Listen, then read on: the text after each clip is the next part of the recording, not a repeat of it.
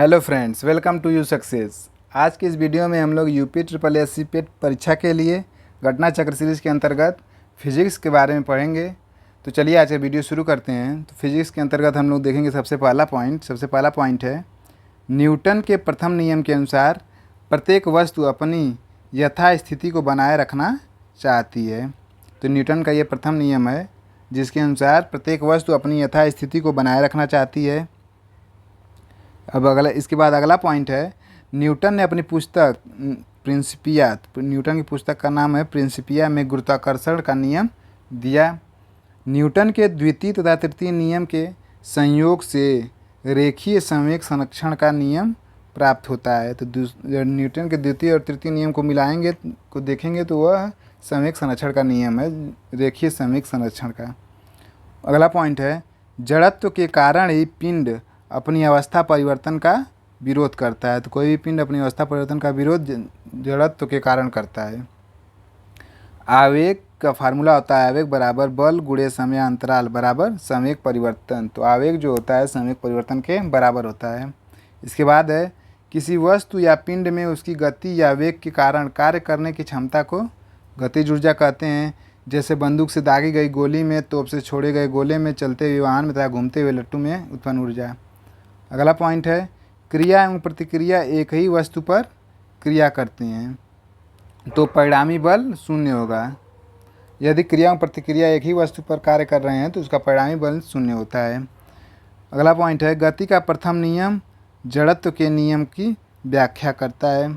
Volt मापी द्वारा विभवांतर मापा जाता है। तो वोल्ट मापी का उपयोग विभवांतर मापने के लिए किया जाता है। तरंगदैर्ध्य का मात्रक एंगस्ट्राम होता है। एनीमोमीटर का उपयोग पवन का वेग मापने के लिए किया जाता है। तो पवन का वेग मापने के लिए एनीमोमीटर का प्रयोग करते हैं। शक्ति और ऊर्जा दोनों अदिश राशियाँ हैं। तो शक्ति और ऊर्जा अदिश राशियों के उदाहरण हैं। किसी विशेष दिशा में गतिशील वस्तु की स्थिति परिवर्तन को उसका विस्थापन कहते हैं। कैरेट सोने की शुद्धता की माप है। अगला पॉइंट है बार वायुमंडलीय दाब की इकाई है। इसके बाद है तोप फायरिंग करने के बाद न्यूटन के गति के तीसरे नियम क्रिया प्रतिक्रिया के अनुसार फायरिंग की विपरीत दिशा में धक्का मारती है।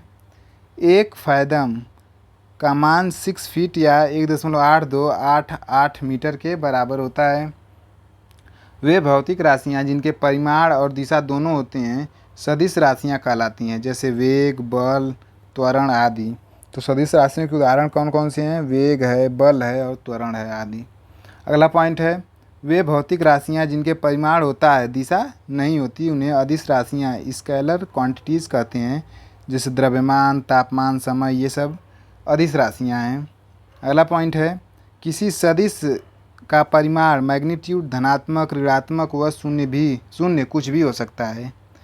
चंद्रमा पर जी का मान पृथ्वी के जी के मान का 1/6 होता है। अगला पॉइंट है त्वरण का मात्रक न्यूटन प्रति मीटर स्क्वायर होता है। बल का मात्रक न्यूटन, ऊष्मा कार्य तथा अथवा ऊर्जा का मात्रक जूल होता है। तो जूल जो है ऊष्मा कार्य और ऊर्जा तीनों का मात्रक होता है। बल का मात्रक न्यूटन होता है। साइकिल सवार किसी मोड़ पर घूमता है तो वह अभिकेंद्रीय बल सेंट्रीपेटल फोर्स से अपने भार को संतुलित करता है। अभिकेंद्रीय बल की दिशा केंद्र की ओर होती है। तो अभिकेंद्रीय बल की दिशा केंद्र की ओर होती है। अभिकेंद्रीय बल mv²/r के बराबर होता है, जहाँ पर m द्रव्यमान, v वेग तथा r त्रिज्या है। जड़त्व आघूर्ण का यसाई मात्रक किग्रा मीटर स्क्वायर होता है। तो जड़त्व आघूर्ण का यसाई मात्रक किग्रा मीटर स्क्वायर होता है। वृत्ताकार मार्ग पर गतिशील कण को वृत्त के केंद्र से मिलाने वाली रेखा 1 सेकेंड में जितने कोण से घूम जाती है उसे उस कण का कोणीय वेग एंगुलर वेलोसिटी कहते हैं। किसी पिंड द्वारा किया गया कार्य इक्वल टू बल गुणे बल की दिशा में विस्थापन। तो किया गया कार्य बराबर होता है बल गुणे बल की दिशा में विस्थापन। जब किसी वस्तु में विशेष अवस्था के कारण कार्य करने की क्षमता आ जाती है तो उसे स्थितिज ऊर्जा पोटेंशियल एनर्जी कहते हैं। अगला पॉइंट है एसआई प्रणाली में कुल 7 मूल मात्रकों को रखा गया है। तो कुल कितने मूल मात्रक हैं? 7 एसआई प्रणाली में।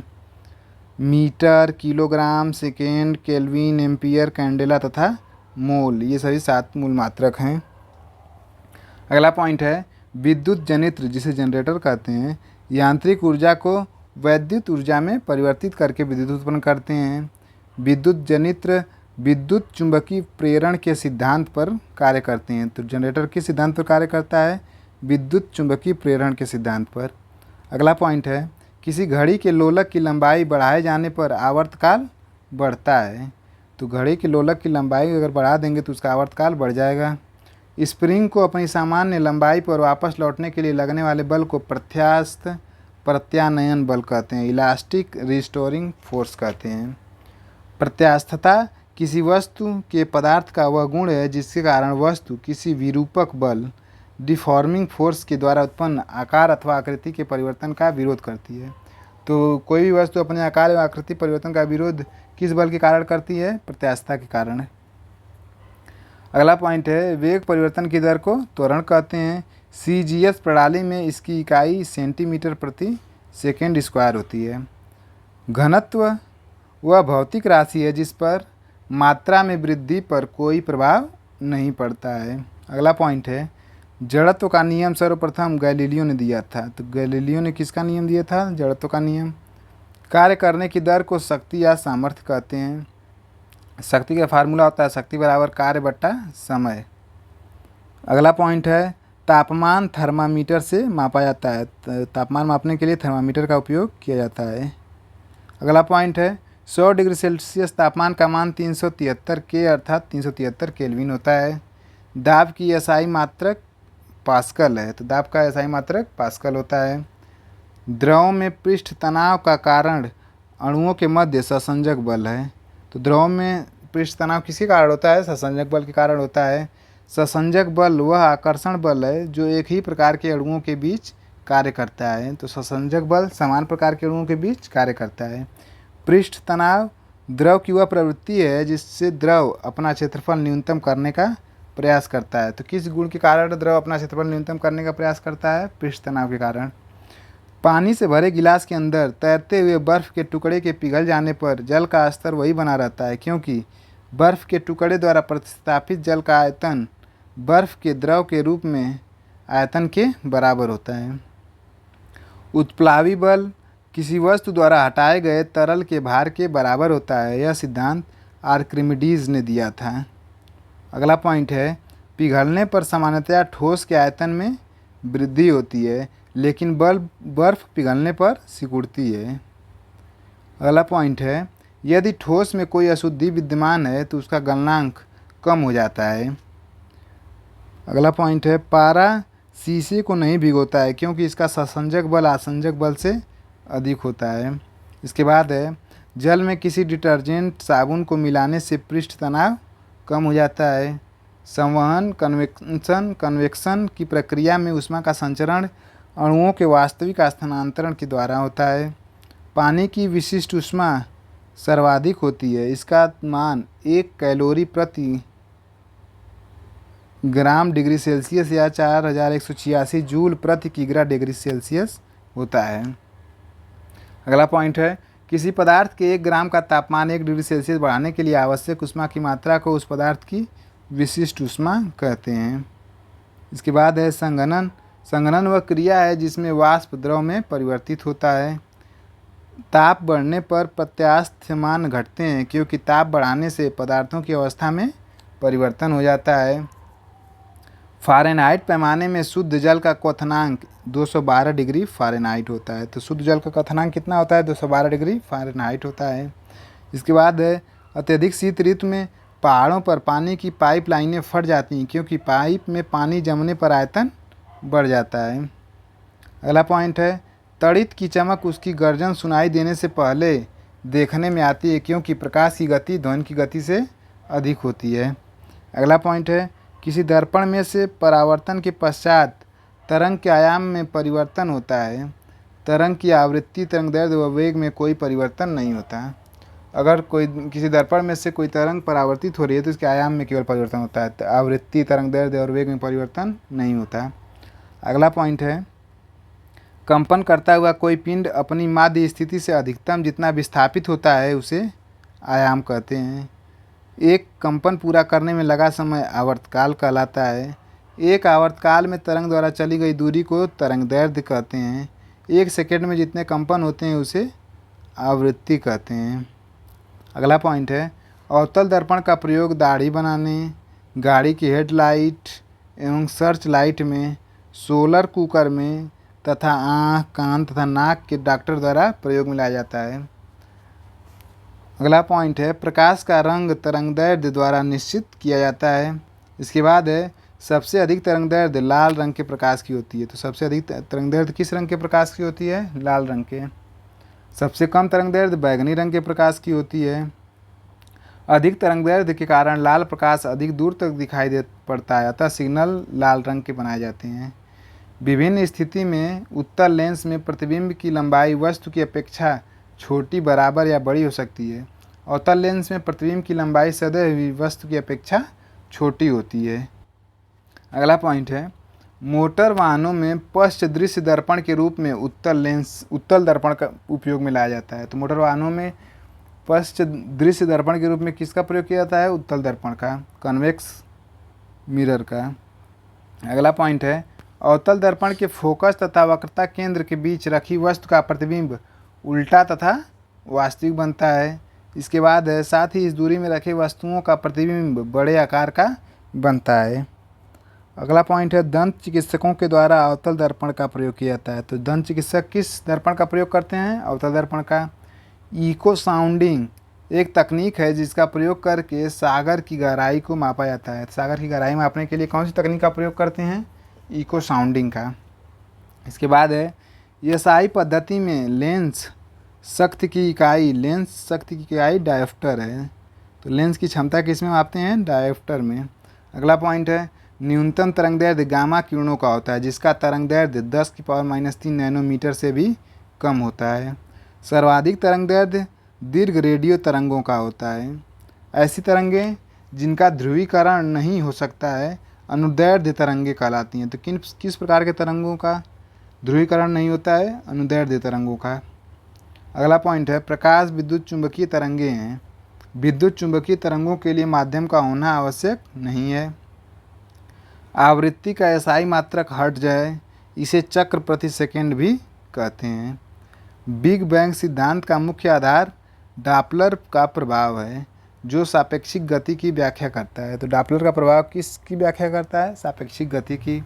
अगला पॉइंट है, दूरबीन टेलीस्कोप से दूर की वस्तुएं देखी जाती हैं। दूरबीन वह प्रकाशिक यंत्र है जिसके द्वारा दूर स्थित वस्तु का प्रतिबिंब आँख पर बड़ा दर्शन कोण बनाता है जिससे कि वह वस्तु आँख को बड़ी दिखाई देती है। दूरबीन के आविष्कारक गैलीलियो हैं। सर्वप्रथम रोमर ने प्रकाश की चाल का मापन किया। तो प्रकाश की चाल को सर्वप्रथम किसने मापा था? रोमन ने। अगली पॉइंट है, पानी में डूबी हुई छड़ी अपवर्तन के कारण मुड़ी हुई प्रतीत होती है। तो किस कारण से पानी में डूबी हुई छड़ी मुड़ी हुई प्रतीत होती है? अपवर्तन के कारण। अगला पॉइंट है, रेगिस्तान में यात्रियों को कुछ दूरी पर पानी होने का भ्रम होता है, इसे रेगिस्तान की मृग तृष्णा या मरीचिका कहते हैं। 20 हर्ट्ज से कम की आवृत्ति वाली ध्वनि तरंगें अपश्रव्य तरंगें।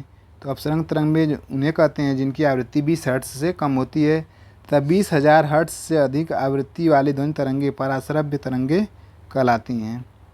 इसके बाद है, 20 हर्ट्ज से 20 किलो हर्ट्ज तक की आवृत्ति की तरंगें श्रव्य तरंगें कहलाती हैं। दूर दृष्टि दोष वाली आँख में नज़दीक की वस्तु को स्पष्ट देखने के लिए उत्तल लेंस वाले चश्मे का प्रयोग करते हैं। तो दूर दृष्टि दूर करने के लिए किस लेंस का प्रयोग किया जाता है? उत्तल लेंस का। जिस जगह वायु का दबाव अधिक होता है वहाँ पानी का क्वथनांक अधिक होता है, जहाँ वायु दबाव कम होगा वहाँ पानी का क्वथनांक कम होगा। इसके बाद है, प्रकाश का वेग ताप पर निर्भर नहीं करता है। अगला पॉइंट है, प्राथमिक रंगों को मिश्रित करने पर जो रंग प्राप्त होते हैं उन्हें द्वितीयक अथवा अनुपूरक रंग कहते हैं। इसके बाद है, मनुष्य द्वारा सुनी जाने वाली ध्वनि 20 से 20,000 हर्ट्ज होती है, जबकि कुत्ते तथा बिल्लियों द्वारा 20 किलो हर्ट्ज से ऊपर की ध्वनि भी सुनी जा सकती है। अगला पॉइंट है, लेजर या प्रकाश के अन्य सुसंगत स्रोतों से दो प्रकाश बीम के व्यतिकरण से बने त्रिविमी बिंब को होलोग्राफी कहते हैं। अगला पॉइंट है, एक अपारदर्शक वस्तु का रंग इसके द्वारा रंग का परावर्तन के कारण होता है। अगला पॉइंट है, लेज़र का तात्पर्य light amplification by stimulated emission of radiation है। अगला पॉइंट है, एक्स किरण का उपयोग टूटी हुई हड्डियों की तस्वीर बनाने में किया जाता है।